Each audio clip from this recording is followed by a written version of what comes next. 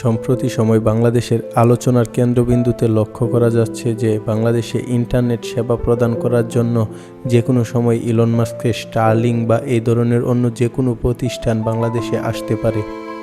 আজকে আমাদের আলোচনার মূল বিষয় হচ্ছে এসব স্যাটেলাইট ভিত্তিক ইন্টারনেট সেবাদানকারী প্রতিষ্ঠানগুলো আসলে কিভাবে কাজ করে থাকে। এর আগে আমাদের চ্যানেলটি সাবস্ক্রাইব করে না থাকলে সাবস্ক্রাইব করে অল অপশনটি সিলেক্ট করে রাখুন। বেশ কয়েক বছর ধরেই শোনা যাচ্ছে স্টারলিংক বাংলাদেশের বাজারে এই সেবা নিয়ে ঢোকার চেষ্টা করছে, কিন্তু বিগত শেখ হাসিনা সরকারের আমলে কোম্পানিটি বাংলাদেশে এসে কোনো সুবিধা করতে পারেনি। শেখ হাসিনা সরকারের পতনের পর সম্প্রতি সময় তাদের একটি দল ঢাকায় এসে বিনিয়োগ বোর্ডের সাথে বৈঠক করে গেছে। এখন বর্তমান সরকারের আমলে স্যাটেলাইট ভিত্তিক ইন্টারনেট সেবা প্রদানকারী প্রতিষ্ঠানটি বাংলাদেশে কাজ করার সম্ভাবনা খুব জোরালো হয়েছে। চলুন আজকে আমরা জেনে আসি এসব প্রতিষ্ঠানগুলো কিভাবে আমাদের মতো সাধারণ মানুষের কাছে স্যাটেলাইটের মাধ্যমে ইন্টারনেট প্রদান করে থাকে।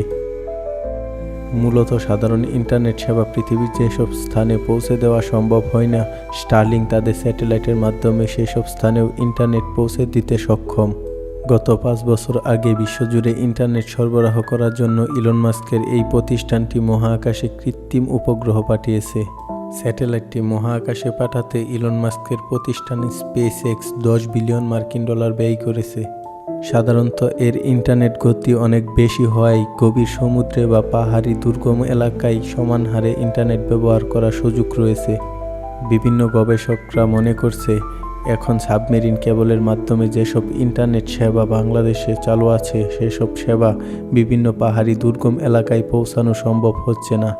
শুধু পাহাড়ি এলাকা নয়, যেসব জায়গায় কেবল নেওয়া সম্ভব হচ্ছে না সেসব এলাকাতেও এই সেবা প্রদান করা সম্ভব হচ্ছে না।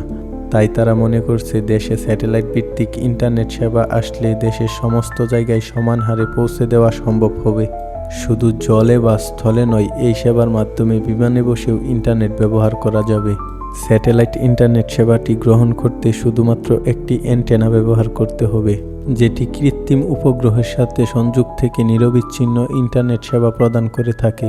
বিটিআরসি গত বছর জানিয়েছে বাংলাদেশে মোট ইন্টারনেট ব্যবহারকারীর সংখ্যা 13,10,00,000, তবে এর মধ্যে 11,84,90,000 মানুষ মোবাইল ইন্টারনেট ব্যবহার করে থাকে।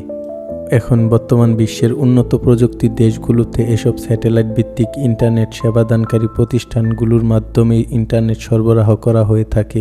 আমেরিকা, জাপান, দক্ষিণ কোরিয়া সহ বিশ্বের বিভিন্ন দেশ এই ইন্টারনেট ব্যবস্থা ব্যবহার করে থাকে। সাধারণ ইন্টারনেট সেবাদানকারী প্রতিষ্ঠানের তুলনায় এই স্যাটেলাইট ভিত্তিক ইন্টারনেট সেবাদানকারী প্রতিষ্ঠানগুলো কয়েক গুণ দ্রুত ইন্টারনেট সেবা প্রদান করে থাকে, কিন্তু সাধারণ ইন্টারনেট ব্যবহারকারীর তুলনায় এর খরচ একটু বেশি হয়ে থাকে।